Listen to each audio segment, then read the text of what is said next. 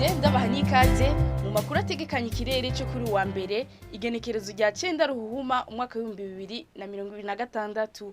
Mu gatondo hitezwe ikirere cyakamwo izuba hacemwo n'ibicu bike bike hose mu gihugu cacu. Ahazoba hakanye gusumba ahandi ni Imwaro aho ibipimo by'ubushuhe bizoba biri kuri °C 12. Ku muhingamo hitezwe imvura hacemwo n'ibihe vy'izuba hose mu gihugu cacu.